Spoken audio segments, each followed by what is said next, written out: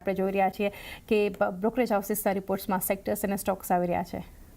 Good morning ચાંદની. આપણે sector પર જેને ખાસ કરીને નજર કરશું તો બ્રોકર્સ અને એમસીસ કંપનીઓ છે તેના પર જેફરીસનો રિપોર્ટ આવ્યો છે. આરબીઆઈ તરફથી જે નિયમોને લઈને અત્યારે જે સરળતા જોવા મળી છે તેના પર છે. ખાસ કરીને તેમનું કહેવું છે કે આરબીઆઈ 1 જુલાઈ સુધી લિક્વિડિટી ટાઇટનિંગ જે છે તેનું ફ્રેમવર્ક અત્યારે 3 મહિના સુધી તેમને અહીંયા મુલતવી રાખ્યું છે, જેને કારણે કરીને માર્કેટ મેકર્સ ફાઇનાન્શિયલ નિયમ જે છે તેમના માટે સરળ બનાવવામાં આવ્યા છે, જેનો એક પોઝિટિવ ઇમ્પેક્ટ જોવા મળી શકે છે. અને સાથે બ્રોકર્સ અને પ્રોપ ટ્રેડર્સ માટે પણ અહીંયા સરળ નિયમો બનાવવામાં આવ્યા છે, થોડી ઘણી ફેરફાર કરવામાં આવ્યા છે. અને સાથે તેમને પણ કેવું છે કે બેંક ગેરંટી જે છે તે હવે અહીંયા 1 વર્ષ સુધી અહીંયા રિન્યૂ થશે. આ કારણસર બીએસઈ માટે ખૂબ જ એક પોઝિટિવ સમાચાર તેમને લાગી રહ્યા છે.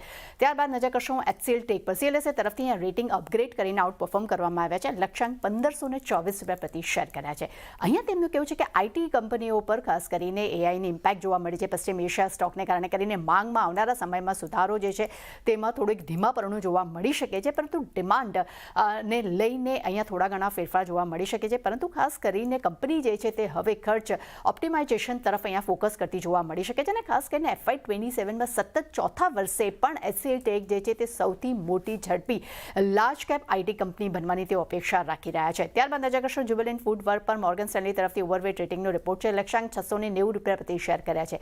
અહીંયા તેમનું કહેવું છે કે કંપનીએ ડંકિન સાથેના ફ્રેન્ચાઇઝી કરાર જે છે તેઓ હવે આવનારા સમયમાં તેઓ રિન્યૂ નહીં કરે તેવો તેમને નિર્ણય લીધો છે, કારણ કે આ કંપનીની આવક જે છે તે માત્ર 0.6% જ યોગદાન આપી રહી હતી ને 31 ડિસેમ્બર 2025 સુધીમાં લગભગ 27 સ્ટોર્સ અહીંયા તેમના કાર્યરત હતા. એટલે આ નિર્ણયથી કંપનીના નફા પર કોઈ મોટી નેગેટિવ ઇમ્પેક્ટ જોવા નહીં મળી શકે.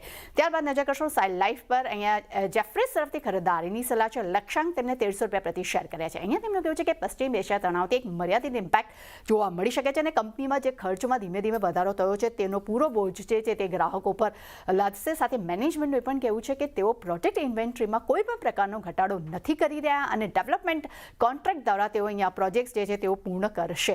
ત્યારબાદ નજર કરશું એ છે ટેનેકો ક્લીન એર. અહીંયા સિટી તરફથી ખરીદારીની સાથે કવરેજ શરૂ કરવામાં આવ્યું છે. લક્ષ્યાંક તેમને 650 રૂપિયા પ્રતિ શેર કર્યા છે. અહીંયા તેમનું કહેવું છે કે ટેન્કો ગ્રુપનું એક ભાગ જે છે તે 2 અલગ અલગ બિઝનેસ કરે છે. એક બિઝનેસ છે તેમનો ક્લીન એર એડવાન્સ પાવર ટ્રેનનો અને બીજો છે એડવાન્સ રાઇટ ટેકનોલોજીસનો. અને ડેફિનેટલી આ જે કંપની જે છે તે ગ્લોબલ પ્લાન્ટ્સમાંથી પોતાના ઓર્ડર્સ હવે ભારત તરફ અહીંયા શિફ્ટ કરતી જોવા મળી રહી છે. એટલે એક પોઝિટિવ ઇમ્પેક્ટ જોવા મળી શકે છે, પરંતુ ક્યાંક નેગેટિવ ઇમ્પેક્ટ તેઓ કહી રહ્યા છે કે ક્રૂના પ્રાઇસીસમાં જે ઉતાર ચઢાવ આવ્યો છે તે એક રિસ્ક ફેક્ટર જોવા મળી શકે છે. અને છેલ્લે નજર કરશું એ છે મિસો પર. અહીંયા એક્સિસ કેપિટલ તરફથી અહીંયા ખરીદારીની સલાહ જોવા મળી રહી છે. લક્ષ્યાંક 195 રૂપિયા પ્રતિ શેર કર્યા છે.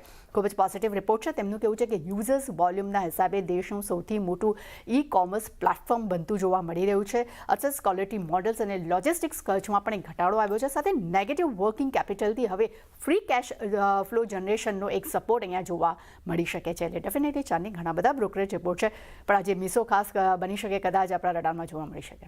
જી, આ બધા સ્ટોક્સ પર ખાસ ફોકસ રાખીશું આપણે. તૃપ્તિ, આભાર આપનો.